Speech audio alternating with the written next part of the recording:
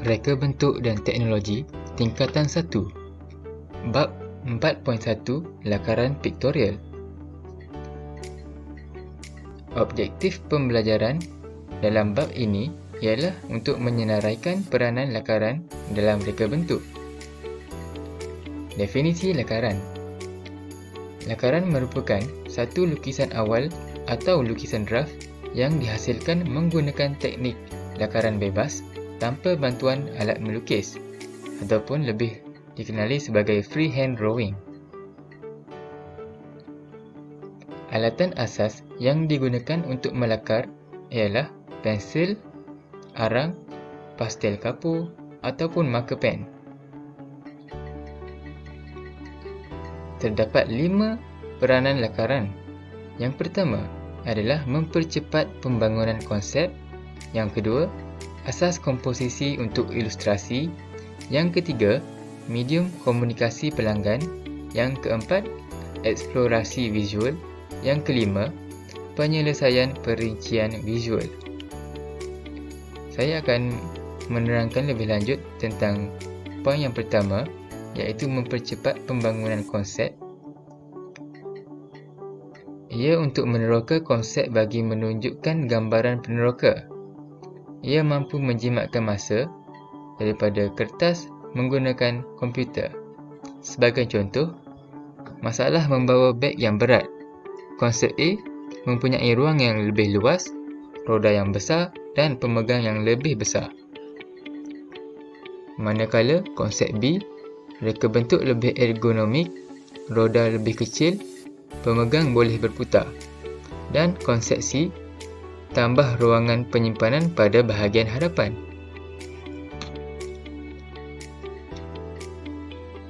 Untuk poin yang kedua, asas komposisi untuk ilustrasi. Ia menunjukkan komposisi komponen dalam ilustrasi awal sesuatu reka bentuk. Sebagai contoh, gambar di sebelah kanan menunjukkan pandangan hadapan, pandangan belakang dan pandangan sisi yang diambil melalui pandangan perspektif. Poin yang seterusnya, medium komunikasi pelanggan. Lakaran akan dihantar kepada pelanggan, lalu pelanggan akan pertimbangkan dan memberi persetujuan dan akan menghasilkan lakaran akhir. Poin yang keempat, iaitu eksplorasi visual. Lakaran digunakan sebagai catatan aktiviti dan eksplorasi pereka. Pereka menunjukkan pilihan visual rekaannya.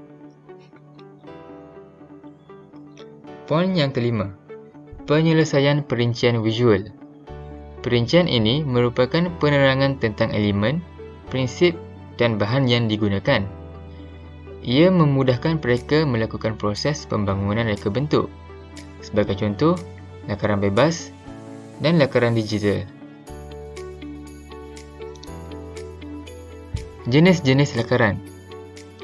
Yang pertama, lakaran peribadi atau contengan. Yang kedua, lakaran penerokaan.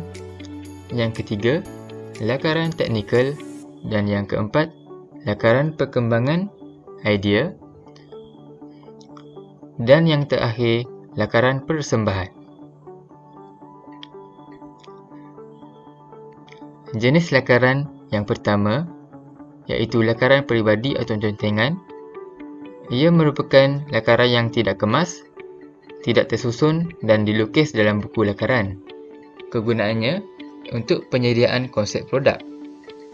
Manakala lakaran penerokaan, ia bersifat lebih kemas kerana kegunaannya untuk membuat pembandingan dengan produk sedia ada dalam pelbagai aspek evolusi. Lakaran ketiga, iaitu lakaran teknikal.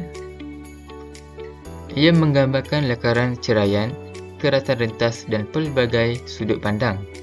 Ia mengandungi perincian dimensi dan kegunaannya untuk membantu mereka menggambarkan rekaan produk.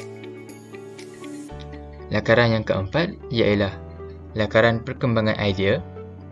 Kegunaannya untuk menunjukkan kesemua lakaran objek. Idea pertama sehingga objek terakhir. Lakaran yang kelima ialah lakaran persembahan. Kegunaannya untuk membantu pelanggan memahami konsep rekaan. Ianya berhubung kait dengan pereka dan pelanggan. Jenis lakaran yang terakhir ialah lakaran digital. Ia menggunakan alatan, gadget dan aplikasi terkini dan akan menghasilkan persembahan yang lebih menarik. Kesimpulan dalam bab ini ialah lakaran amat penting dalam memulakan reka bentuk. Lakaran yang baik mampu memberikan kelebihan kepada pereka dan pelanggan.